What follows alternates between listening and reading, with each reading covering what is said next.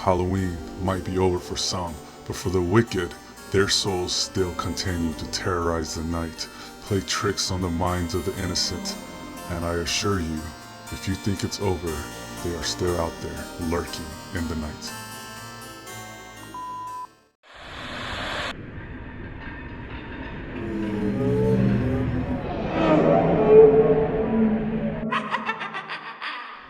Hello everybody, Loki Magics, another day, another video, and Halloween is over, but that does not mean those ghouls and monsters have left us alone. They are still here, and there's one witch in particular right now it's I guess the talk of the town, right? And she is none other than Madame Serris. So we're going to take a look at her and see what she could do in this video, so hopefully you enjoy. And also, before we get into all that, I just want to say our clan is looking for one member, and it's not my clan right here, so if you're interested, look us up, leave a comment in the comment section, and we'll get you hooked up. All right, so let's get into the review.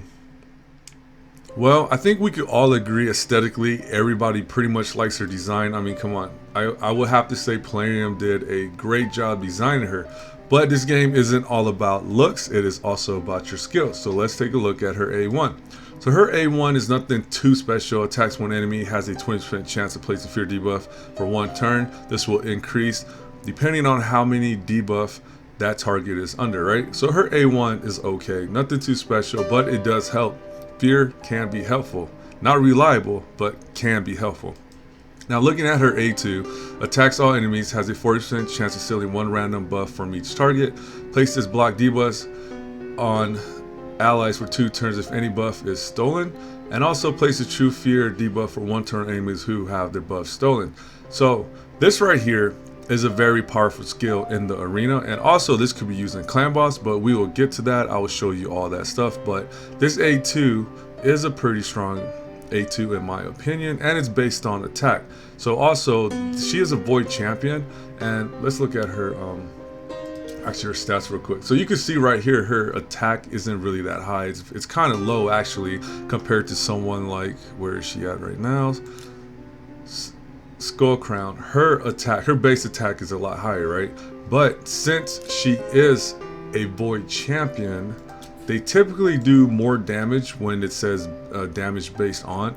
So she does hit pretty hard for her low attack baseline, but just want to point that out. But overall, this A2 is pretty powerful. Now her A3 removes all buffs from enemies, places 50% decrease attack debuff and 60% decrease defense debuff on all enemies for 3 turns. So this is pretty good in many situations in the game. I mean, decreased defense and decreased attack is good, and combining this with, you know, block debuffs and such, you could use it in clan boss, but once again I'll show you that. But one thing to note about this A3, it says removes all buffs from enemies. There is no attack associated to this, so this A3 is not going to do any damage to your opponents. This is just purely a remove buff and add debuffs move. So no damage coming from this A3. Now looking at her passive, I like this passive because places a shield buff on the champion equal to 10% of their max HP at the start of each turn, which is very helpful. When attacked under shield buff, has a 35% chance of placing fear debuff on attack for 1 turn. So once again, fear is not super reliable, but it does help, right? So this is a passive, so this is happening every single turn, so you're not losing her turn using an ability. It's just what she does on a regular. So I believe this passive is pretty strong, and you will see that once we get to that part of the video. So now let's take a look at her masteries. All right, so let's start with the support side. Obviously we want a lot of accuracy, so this and this is a must. And then right here, shield bearer, I figure that her passive gives her a shield every turn, so this could be very helpful. And this one right here, this is the one that's kind of controversial. Depending on clan boss, arena, or dungeon, this mastery could help you or screw you over, especially if you have a team that's counter tuned for clan boss. So if you're using her for clan boss, don't pick this mastery. But if you're using her for everything else, then this mastery will help you out a lot. And I went with this because more accuracy will help out this champion. And Psycho Magic, because if you could have your good cooldowns available to you much more, then obviously, you know, that's a good thing. So yes, I went this way. I picked this one because she does have a shield that's up, so hey, I figured, hey, extend it for 1 more turn, couldn't, you know, do any harm, right? So Yep, lasting gifts, and absolutely a must. Master Hexer is something you definitely want to put on her because she is pretty much a champion that will load up your opponents with debuffs. So Master Hexer is definitely a must. Now you could do defensive side. I didn't do it, but I went with the offensive side, and you know, this part's pretty standard. People go with crit rate plus 5%, and then you go with crit damage 10%. And I did pick this because I'm building this champion more for arena, so I figured, hey, heals by 5% damage inflicted when you're 50% or 50% HP or less will be helpful for her to survive longer. Also increases damage inflicted by 6% when attacking targets with higher max HP. She doesn't have a lot of HP the way I built her out, so I figured that mastery will help. And this right here, kill streak, just a little bit more bonus, right? And I went with War Master because, hey, it doesn't really do a lot in arena, but hey, sometimes this could be the difference between dropping that opponent or not. That's why I went War Master. But I feel like the support side of this mastery guide is pretty solid for her. But when it comes to offense, you could kind of mess around and pick it the way you want to do it. This is just how I did it. So alright, so let's take a look at her gear now. It's a little bit difficult for me to just give you a general blanket statement because honestly, this champion could be either used for clan boss or arena. So if you're using her for clan boss, what I would do is I'll definitely give her lifesteal, and I'll definitely give her the 2 remaining slots. I'll do accuracy set for her because I feel like having lifesteal pretty much in clan boss is pretty much the way to go, right? But if you're going to use her in other content, and in arena especially, I think the way she is now is just perfect, my opinion, right? Because this right here gives you attack percent, and this right here gives you accuracy bonus, and this right here gives you HP. So it's kind of like a mixed bag. It's like a hybrid, but it really pulls out a lot from the champion. And if you look at it, her attack baseline is low, like we mentioned earlier, so there's really no need for you to really focus on her attack. I would just rather focus on her HP, some defense, some speed, depending on what content, and her accuracy for sure, right? So that's what I would do if you're trying to gear her out. Not saying this is the perfect way to gear her out, this is just what I had available to me. So you always need to take in consideration your team composition before you decide, right? So let's see, what else did I miss? Oh, and also another reason why a lot of people, I think, isn't too worried about boosting up her attack stats is because you only really attack with this A2, and your A1 doesn't really do a lot of damage, and your A3 is no damage at all. It's just a debuff move, so no reason to really boost up her attack at all. Let's check out the recommended artifacts. Yeah, and we can see here a lot of people want to go with speed, HP, defense, and stuff, so I'm pretty sure their substat has a lot of accuracy on it. So yeah, there's really not much to say when you are trying to gear her out. But if you have any questions, just leave a comment in the comment section and tell me your team composition and what content, and I'll do my best to answer that question for you. So now it is time to finally see what is she capable of doing. So let's check that out. All right, so this is an easy one. Campaign faction wars approved. Let's go to dungeons now. Pretty much the same scenario right here. She's going to help you out with these potion bosses, even help you out in Minotaur's Labyrinth. She's not going to give you the fastest time when clearing out this content, but she does have that A3 with that remove debuff, so you already know a Magic Keep, that's going to be very helpful. So yeah, she'll help you progress, not giving you the most fastest run times, but yes, she'll definitely help you progress. Alright, so when it comes to the rest of the content, Ice Golem, Spider's Den, Dragon Slayer, Fire Knight's Castle, yes, she will help you get there. She'll help you probably reach like around stage 15, 16. I could see that happening depending on your team composition. But once you get to like the stage 20s, I think it'll be time to replace her. She really doesn't bring anything for you for Fire Knight. She doesn't really bring anything for you for Spider's Den. Not saying you can't use these champions for these bosses. I'm just saying it's going to be very difficult, so you know, just take that in consideration. She'll definitely help you get there, but when it comes to the final stages in these dungeons, I would say you should probably start looking for a replacement. But it's okay though, because she has some use case in clan boss, which I'll show you right now, and in arena for sure. So let's go check that out. When it comes to clan boss, her A2 is very powerful because one, it could steal the clan boss's increased attack, right? And when she does steal it, it's going to apply block, debuffs on all your champions. So if you don't have a champion right now in your team composition that could steal that annoying increased attack and also place block debuffs on your team, then she could supplement in for you till you get a better champion, because she doesn't do a lot of damage to clan boss, right? But the ability to take away the clan boss's increased attack and also place block debuff is super helpful, because you'll see right here, you know, he gets hit and he's not stunned, and that could be helpful, but her damage is low, as you can see right here.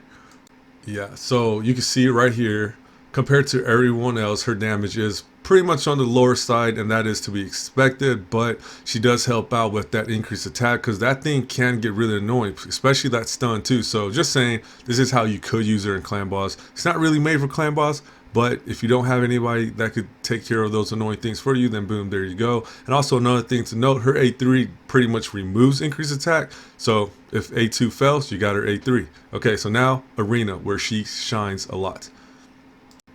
Now, when it comes to Arena, I have to say, man, Plarium probably put some thought into this new champions that they just released with the Halloween champions being introduced to the game, because honestly, like, as you can see this clip right now, it's all about speed meta, right? Speed, nuke, boom, just kill them, just go through them, run through them, no big deal, right? Pretty boring, not too fun, right? But I will have to say though, even for teams like this, you will sometimes come across champions that will just completely destroy you, because either they're faster or whatever, they just have a better team composition, right? So now this might be a stretch, but I'm going to say maybe this team composition that I'm going to show you now might be the new meta. So I'm just throwing it out there. It could be, yes, it still needs a lot of work, but just the whole design and the synergy between these 4 champions is kind of very beautiful, and I want you guys to take a look and be a judge of that, right? So I'm going to show you a team that destroys my team right here, and then you're going to see the other guys come in and just mop them up. So maybe this will be a good lesson and you guys can learn something. All right, let's check it out.